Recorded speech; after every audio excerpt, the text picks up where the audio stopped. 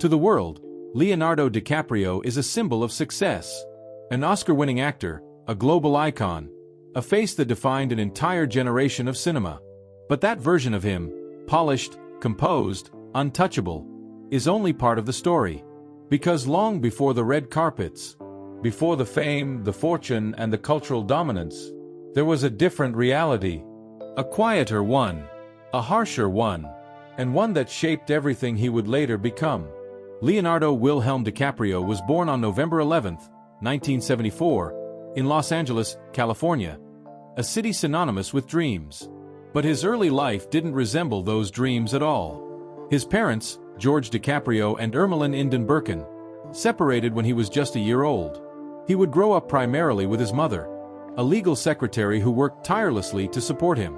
They lived in neighborhoods that were, by his own description, rough.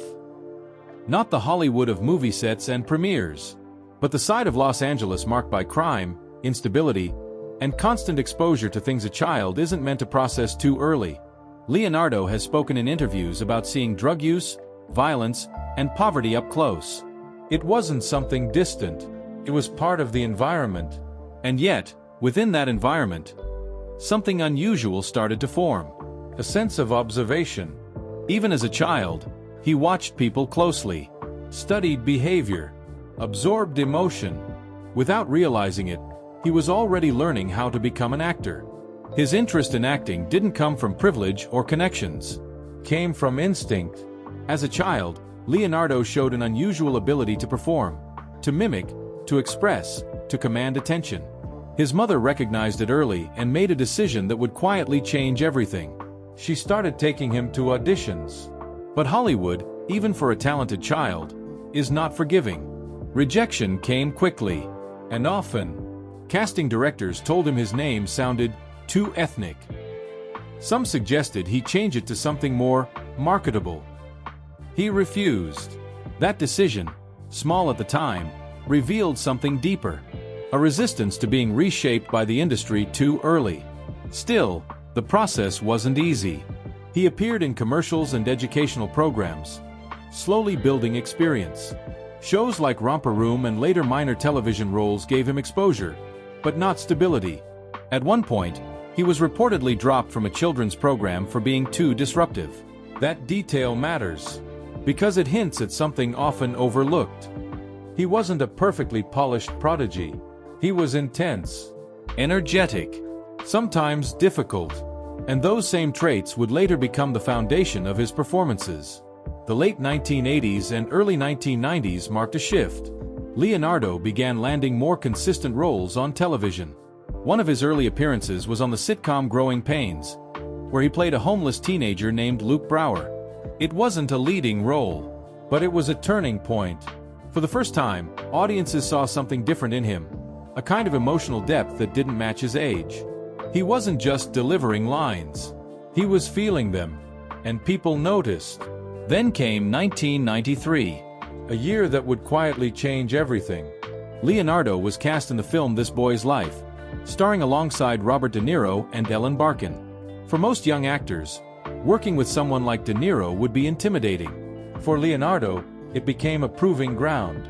The story, intense, grounded, and emotionally heavy, required him to portray vulnerability, fear, and quiet resistance.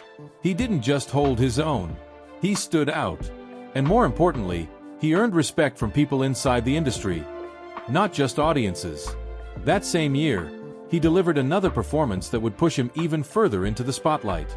In What's Eating Gilbert Grape, Leonardo played Arnie Grape, a young boy with developmental disabilities. It was a risky role, not just because of the complexity, but because it required complete immersion without falling into caricature. What he delivered was something else entirely. Raw, honest, unfiltered. The performance earned him an Academy Award nomination for Best Supporting Actor at just 19 years old. That moment wasn't just recognition. It was a signal. Hollywood had found someone different. But early success comes with its own weight. After Gilbert Grape, Leonardo wasn't just another young actor anymore. He became the next big thing. And that label can be dangerous, because it creates expectations before a career has fully formed. Throughout the mid-1990s, He took on a mix of roles, some critically praised, others less impactful. Films like The Basketball Diaries and Romeo and Juliet showcased his range. In The Basketball Diaries, he portrayed addiction and self-destruction with unsettling realism. In Romeo and Juliet, he became a cultural phenomenon almost overnight. Teen magazines, fan culture, global recognition, it all started to build. And with it, a new kind of pressure. By the time he reached his early 20s, Leonardo DiCaprio was already living a life many actors spend decades chasing. But there was a problem. He got there too fast. He has later acknowledged that this period was chaotic, not just professionally, but personally. Sudden fame can distort reality. It changes how people treat you, changes how you see yourself, and often, it isolates you. Reports from that time suggest he was part of a group of young Hollywood actors often referred to as the Pussy Posse, a label that followed him for years. While some of these accounts were exaggerated by media culture of the time, they contributed to a growing narrative that Leonardo DiCaprio was talented, but reckless, focused, but distracted, serious about acting, but surrounded by noise. By 1996, he had proven he could act. By 1997, he was about to face something entirely different. Not just another role, not just another film, but a moment that would redefine his entire life. A role that would turn him into one of the most recognizable faces on the planet. A film that would become one of the biggest in history. And a level of fame that very few people are prepared to handle. That film was Titanic. But what most people don't realize is that the success of Titanic didn't just elevate Leonardo DiCaprio. It also created a new kind of pressure, one that would follow him for decades. And in some ways, one he would spend years trying to escape. When Titanic was released in December 1997, it didn't just become a successful film. It became a global event. Directed by James Cameron, the film shattered box office records, dominated award seasons, and embedded itself into cultural history. And at the center of it all was Leonardo DiCaprio. Overnight, he became more than an actor. He became an obsession. Fans lined up for hours just to catch a glimpse of him. Magazine covers multiplied. Interviews, appearances, global tours. It was relentless. Teenagers across the world didn't just admire him. They fixated on him. The character of Jack Dawson blurred into Leonardo himself. And that was the beginning of a problem he didn't see coming. Because while Titanic made him one of the most famous people on Earth, it also trapped him in an image he never intended to carry. After Titanic, Leonardo DiCaprio wasn't just seen as a talented actor. He was seen as a heartthrob, a romantic lead, a face. And in Hollywood, labels stick. Studios wanted him in similar roles, emotionally intense, visually appealing, commercially safe. But Leonardo resisted. Not loudly, not dramatically, but deliberately. Instead of leaning into what the industry expected, he began stepping away from it. Fewer public appearances, fewer interviews, more selective scripts. From the outside, it looked like he was slowing down. In reality, he was recalibrating. The early 2000s marked a subtle but critical shift. Leonardo started choosing roles that challenged perception, not reinforced it. Then came a partnership that would define the next phase of his career. His collaboration with Martin Scorsese. Their first major collaboration, Gangs of New York, was not just another film. It was a statement. Set in a brutal historical version of New York, the film demanded intensity, discipline, and emotional weight. Working alongside Daniel Day-Lewis, known for his immersive method acting, pushed Leonardo into a different level of performance.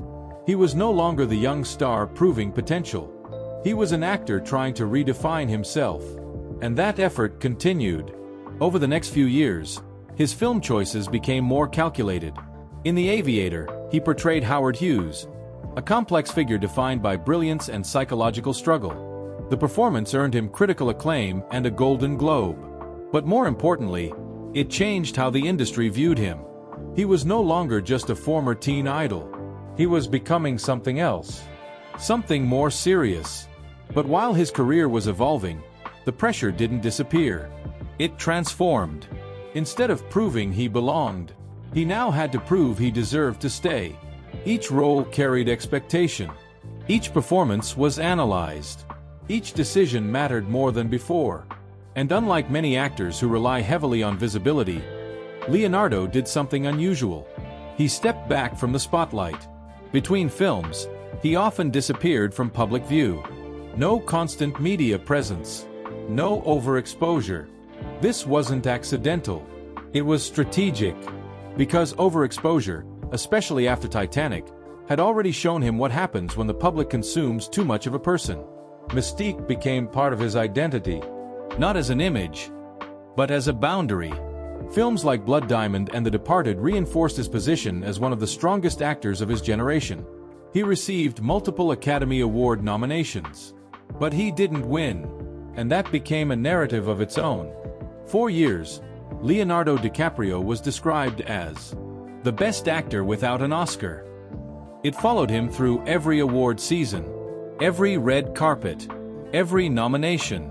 And while awards don't define talent, public perception often says otherwise. The question wasn't just about recognition. It became symbolic. Why hadn't he won? Was he choosing the wrong roles? Was he being overlooked? Or was the industry holding him to a different standard? While he rarely addressed it publicly, the pattern was clear. The expectations kept rising. And with that, so did the pressure. Performances had to be deeper, more extreme, more transformative. This wasn't just acting anymore. It was endurance. By the 2010s, Leonardo's roles became more demanding than ever. In Inception, directed by Christopher Nolan, he balanced blockbuster scale with emotional complexity. In Shutter Island, he explored psychological fragmentation. In Django Unchained, working with Quentin Tarantino, he took on a darker, morally unsettling role. Something far removed from anything he had done before. That role, in particular, revealed something important. He wasn't afraid to damage his own image. Playing Calvin Candy, a cruel plantation owner, required him to step into discomfort. It wasn't a role designed to be liked. It was designed to disturb. And he committed fully. There's a well-known moment during filming where he accidentally cut his hand but continued the scene without breaking character. It became symbolic, not because of the injury, but because of the mindset. He was no longer protecting himself. He was pushing himself. Despite all of this, the public perception remained inconsistent. To some, he was one of the greatest actors of his generation. To others, he was still defined by Titanic, or by headlines unrelated to his work. That gap, between who he was and how he was seen, never fully closed. And perhaps it never could. Because fame doesn't just amplify truth, it distorts it. By the time he reached the mid-2010s, Leonardo DiCaprio had spent over 2 decades in the industry. He had proven his talent, earned respect, built a legacy. But one thing still hadn't happened. Not yet. And it had become impossible to ignore. The Academy Award. What followed next was not just another performance. It was a role that demanded isolation, endurance, and a level of physical commitment rarely seen in modern cinema. A role that would push him further than ever before. And finally, change the narrative that had followed him for years. That film was The Revenant. But behind that performance, behind the award, and behind the moment the world finally said, he deserves it, there was a story far more complex than victory. Because success at that level doesn't resolve pressure. Sometimes, it intensifies it. The moment finally came in 2016. After years of nominations, speculation, and a narrative that had grown larger than the work itself, Leonardo DiCaprio stood on the stage at the Academy Awards and accepted the Oscar for Best Actor. The film was The Revenant. Directed by Alejandro González Iñárritu, it wasn't just another performance. It was an endurance test. Filmed in extreme conditions, often in freezing environments, the production demanded more than technical skill. It required physical resilience, emotional isolation, and a willingness to go far beyond comfort. Leonardo has spoken about eating raw bison liver for authenticity, about enduring harsh weather, about pushing himself into spaces that blurred the line between acting and survival. But what the audience saw on screen was something quieter. A man alone, stripped of everything, driven by instinct more than words. It was a performance built on restraint rather than expression. And when the Oscar was finally placed in his hands, the reaction wasn't just applause. It was relief. For years, the absence of that award had become a cultural talking point, almost overshadowing the work itself. And now, it was over. But what happens when the thing you've been chasing for so long finally arrives? For many actors, that moment becomes a peak. For Leonardo, it became a shift. Because once the expectation is fulfilled, something else takes its place. Choice. After The Revenant, his pace slowed again. Not out of decline, but out of control. He didn't rush into projects. He didn't capitalize on momentum in the way many expected. Instead, he became even more selective. This wasn't about proving anything anymore. It was about intention. Films like Once Upon a Time in Hollywood, directed by Quentin Tarantino, reflected that shift. In the film, he played Rick Dalton, an aging actor struggling to remain relevant in a changing industry. The role was layered with subtle irony. Because while Rick Dalton fears fading into obscurity, Leonardo DiCaprio has spent decades doing the opposite. But the emotional core of the performance felt personal. Not because it mirrored his reality directly, but because it touched on something universal in his position. The awareness of time. The awareness that fame evolves. That audiences change. That relevance isn't permanent. It's maintained. And that requires constant adaptation. Then came Don't Look Up, a film that shifted tone entirely. Satirical, political, chaotic. Working alongside Jennifer Lawrence and Meryl Streep, Leonardo stepped into a role that blended anxiety, urgency, and frustration. It wasn't subtle. It wasn't restrained. It was loud, intentionally so. And that choice revealed something important. He wasn't trying to maintain a single identity anymore. He was exploring. But beyond the roles, beyond the performances, there is another layer to Leonardo DiCaprio's life that often exists outside the frame. His work as an environmental advocate.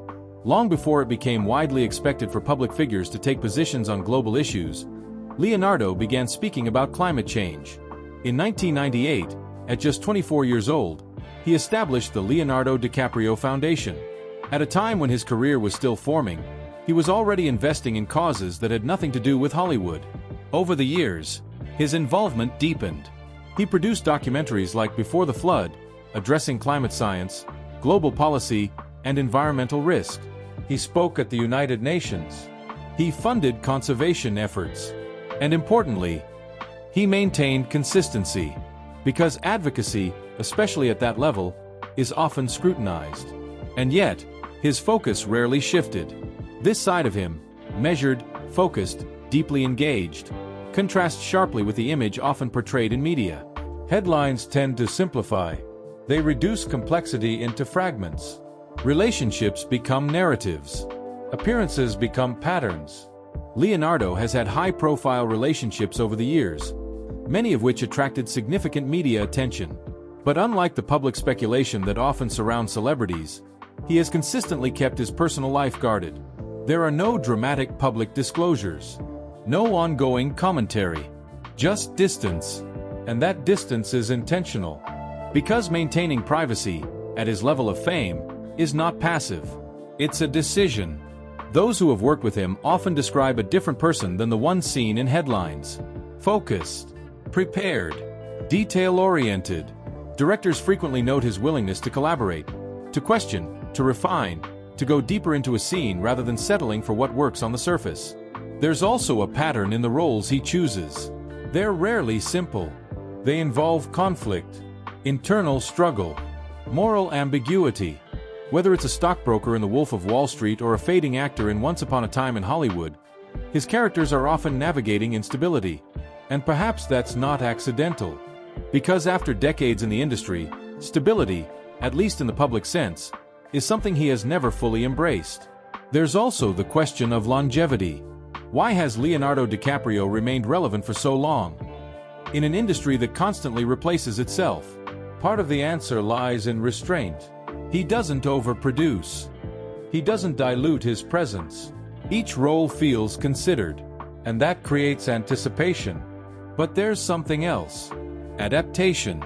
He has transitioned from a child actor to a teen icon, to a serious performer, to a veteran presence. And at each stage, he adjusted, not by abandoning what came before, but by building on it. Still, with that kind of career comes a quieter reality. Isolation. Not necessarily physical, but experiential. Very few people live at that level of recognition for that long. Very few understand what it means to be globally known before adulthood, and to carry that visibility for decades. And while success brings opportunity, it also narrows normalcy. Leonardo has, at times, hinted at that reality. Not directly, but in fragments. In the way he speaks about stepping away between films, about traveling, about disconnecting from the industry when possible. These aren't just preferences. They're adjustments, ways to create space in a life that rarely offers it. And yet, despite everything, the fame, the scrutiny, the expectations, he has maintained something that many actors lose over time. Control. Not total control, but enough to shape his path. Enough to decide when to step forward, and when to step back. So when people look at Leonardo DiCaprio today, they often see the outcome. The awards, the performances, the legacy. But the full picture is less defined. It's not just a story of success. It's a story of navigation, of resisting typecasting, of surviving overexposure, of rebuilding identity in an industry that constantly tries to define it for you. Because the untold truth of Leonardo DiCaprio isn't hidden in a single moment. It's spread across decades. In the choices he made, the roles he refused, the silence he maintained, and the direction he quietly controlled. To the world, he is still a symbol. But behind that symbol is someone who has spent a lifetime managing what that symbol means. And maybe that's the part most people don't see. Not the fame, not the awards, but the discipline it takes to remain yourself in a world that constantly tries to rewrite you.